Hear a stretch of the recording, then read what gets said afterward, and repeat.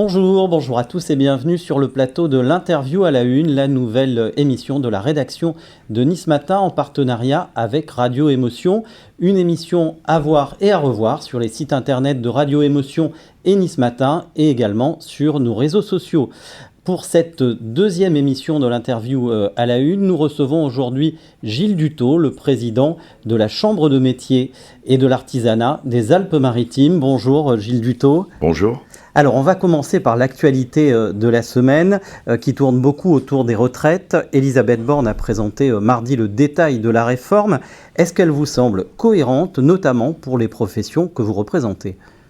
Écoutez, pour en avoir pris un petit peu connaissance, et je ne suis pas un expert en la matière, vous savez que c'est toujours un petit peu compliqué.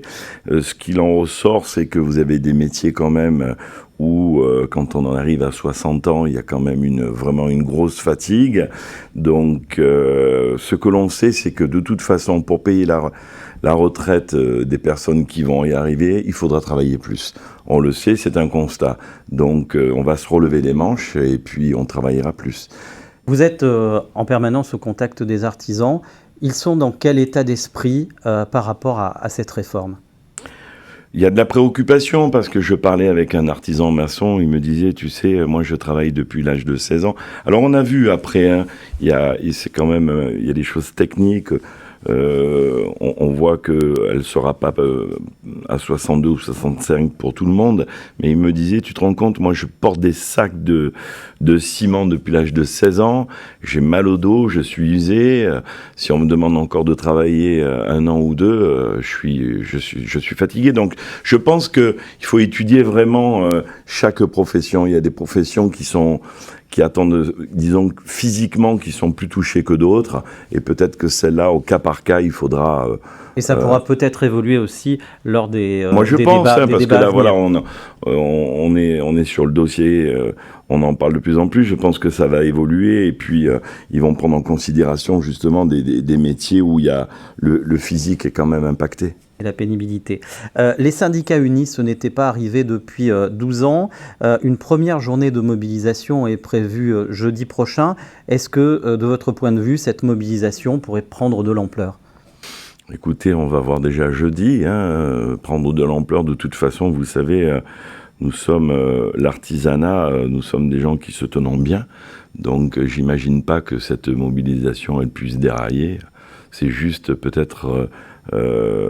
alarmer les services qu'il y a une vraie préoccupation de l'artisanat aujourd'hui. Et il n'y a pas de crainte à ce stade d'une mobilisation qui puisse avoir des conséquences négatives sur le commerce et l'artisanat ? On verra ce jeudi-là. J'espère que non. Un mot de la crise énergétique. Les professionnels sont confrontés à l'explosion à la fois des coûts de l'énergie et du coût des matières premières. Comment gèrent-ils cette difficulté ? Déjà, ils ont pris ça de plein fouet. Il faut savoir qu'on sort des gilets jaunes, on sort du Covid, on sort du conflit ukrainien. Aujourd'hui, ce qu'il faut savoir, ce que je le dis, c'est que l'État et notre réseau laisseront personne sur le carreau. Aujourd'hui, on a pratiquement 150 agents mobilisés sur la région PACA.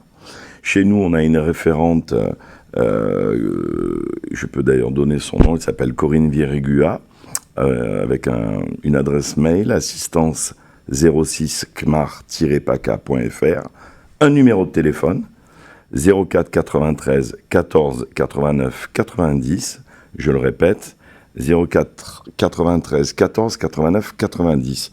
C'est un agent qui est sur le 06 et j'appelle tous les artisanes et les artisans du département qui ont un problème, un manque de compréhension sur les documentations, sur les aides à venir, à se rapprocher de notre chambre. Donc vous êtes vraiment là pour les aider, pour les épauler, pour les accompagner dans les difficultés. Il faut savoir quand même que l'État a mis un certain nombre de mesures, complexes ou pas complexes. Elles sont là, en attendant, on les prend et on est avec nos services de la Chambre des métiers et de l'artisanat, avec nos agents surtout qui sont mobilisés, prêts à les accompagner. Est-ce que vous avez déjà connaissance de situations difficiles de professionnels qui sont à un point où ils se demandent s'ils ne vont pas devoir mettre la clé sous la porte ? Bon, déjà, vous avez vu, on a des nouvelles qui arrivent tous les jours. On vient d'apprendre il y a quelques jours qu'ils pourront repartir de leur contrat, c'est-à-dire fin de cessation immédiate de leur contrat avec des partenaires d'énergie. Pour éviter les augmentations exorbitantes. Pour éviter les augmentations. Donc, j'ai bon espoir, je suis très optimiste, mais pour autant, vous savez, nous, notre rôle, c'est d'accompagner les personnes, les artisans dans la difficulté. Donc, c'est bien le message que je lance aujourd'hui. C'est, pour mon département des Alpes-Maritimes, toute personne en difficulté se rapproche de notre chambre des métiers. Nos agents sont mobilisés là pour les accompagner. Donc, j'espère qu'avec toutes les choses qui arrivent, on arrivera à diminuer fortement ces hausses que certains ont vues, quoi. D'autres non, hein, parce que dans certains cas, des personnes qui ont... Moi, j'ai pas mal de gens qui ont leur compteur, leur contrat d'électricité bloqué jusqu'en 2025. Et bon, pour eux, ils sont à l'abri, quoi. On a beaucoup parlé ces dernières semaines des boulangers. C'est une profession que vous connaissez bien pour l'exercer vous-même.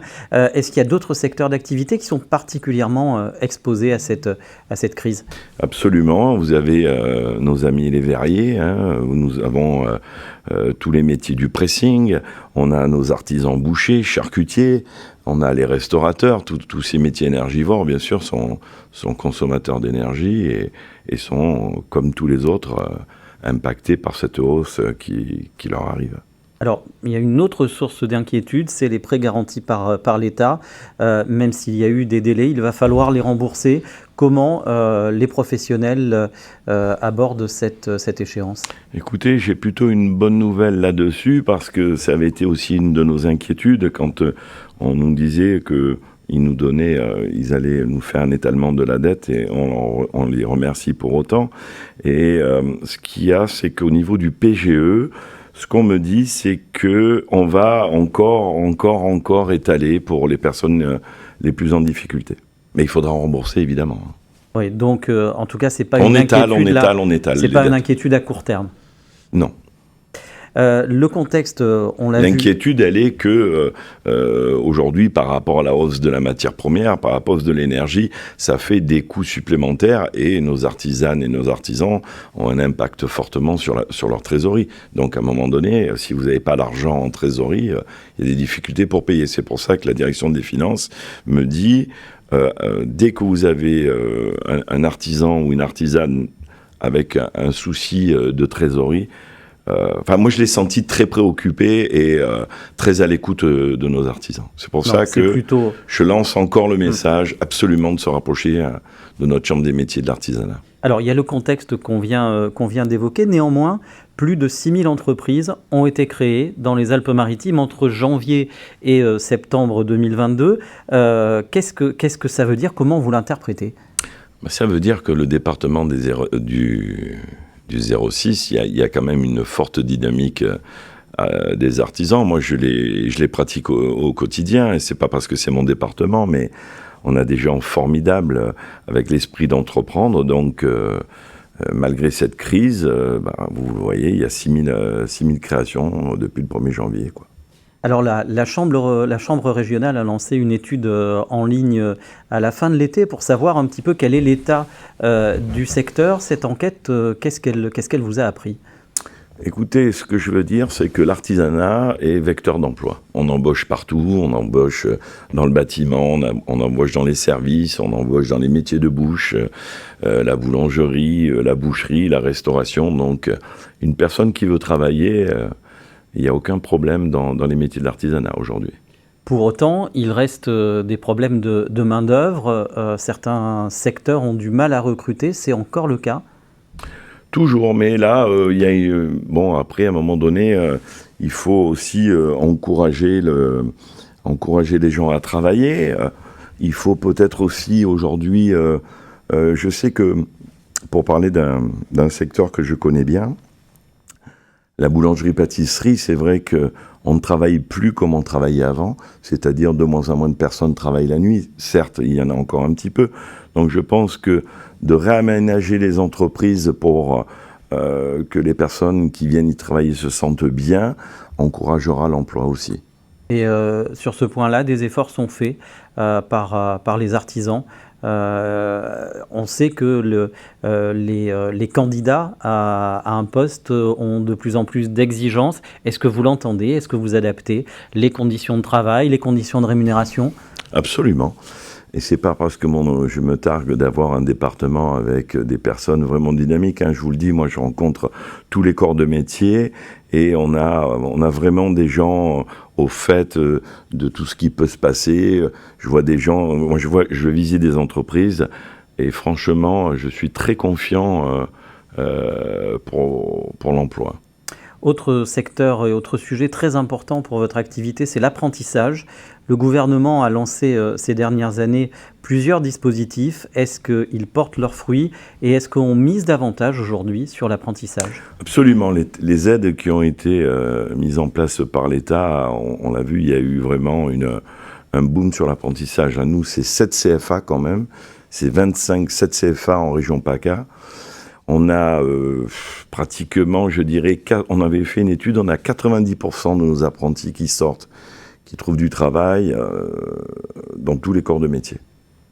Donc oui, ces aides que l'État a mis, ça a permis, on avait des chefs d'entreprise qui étaient réticents par rapport aux aides, ils ont embauché des apprentis. Donc ça a débloqué un certain nombre de situations. D'après l'étude que nous évoquions tout à l'heure, 54 000 entreprises vont devoir trouver un successeur ou un repreneur dans les 2 ans à venir. C'est énorme. Comment faciliter, encourager la transmission d'entreprises? C'est pratiquement le nombre des entreprises des Alpes-Maritimes. C'est ce que je regardais il y a quelques semaines quand on avait sorti une étude là-dessus. C'est le rôle de notre chambre consulaire. Vous savez que la chambre des métiers de l'artisanat fait pas mal de choses. On parlait de la crise énergétique tout à l'heure, mais je ne l'ai pas évoqué. On a un service aussi de crise énergétique qui accompagne dans la transition énergétique toutes les entreprises. Mais pour répondre à votre question, oui, on est là de la création à la transmission. Donc, comment se passe une transmission d'entreprise aujourd'hui? Elle ne se passe plus comme avant. Et c'est pour ça que moi, je le vois dans les métiers, notamment de l'alimentaire. Aujourd'hui, les personnes regardent de plus en plus. Ils font un inventaire de l'entreprise. Ils se disent, bon, comment est le matériel? Et ce qui ressort aujourd'hui de plus en plus, c'est est-ce que l'entreprise est conforme au niveau sobriété énergétique? Parce que c'est une préoccupation que nous n'avions pas alors et qui aujourd'hui est de plus en plus d'actualité. Donc les services de la Chambre des métiers sont là aussi dans la transmission, peuvent, une personne qui souhaite acheter une entreprise, les accompagner pour faire des diagnostics et pour préparer le futur acquéreur. D'une manière générale, est-ce que les artisans sont optimistes? Oui, dans notre département, oui, malgré toutes ces crises successives que nous avons vécues et que nous vivons aujourd'hui, oui, il y a une dynamique, puisque on le voit sur la création. Et comme je vous le dis, les gens sont des entrepreneurs dans le département. Il y a une vraie dynamique de l'artisanat. Et l'artisanat reste la première entreprise de France. Et surtout, le commerce de proximité. Que tout le monde apprécie. Que tout le monde apprécie. Une dernière question un petit peu plus personnelle pour finir, Gilles Dutot. Vous avez lundi présenté vos premiers vœux en tant que président de la Chambre. Ceux de l'année dernière avaient été contrariés par la crise Covid. Si vous deviez retenir un vœu et un seul, quel serait-il? Au service de l'artisanat de mon département des Alpes-Maritimes. Voilà, c'est le vœu que j'ai émis lors de la cérémonie que nous avons faite. Et nous sommes là au service des artisanes et des artisans du département. Ouais. Et l'avenir vous sourit plutôt? Écoutez, en tout cas, oui, l'avenir est là pour les personnes qui veulent travailler et la Chambre des métiers pour les accompagner dans toutes les difficultés qu'ils peuvent rencontrer. Merci beaucoup, Gilles Dutot. Merci d'avoir suivi cette émission. Merci à Philippe Bertigny et à Franck Fernandez pour sa réalisation. Merci aussi à notre partenaire Radio Émotion et rendez-vous samedi prochain à 10h pour une nouvelle émission, l'interview à la une. Bonne journée à tous.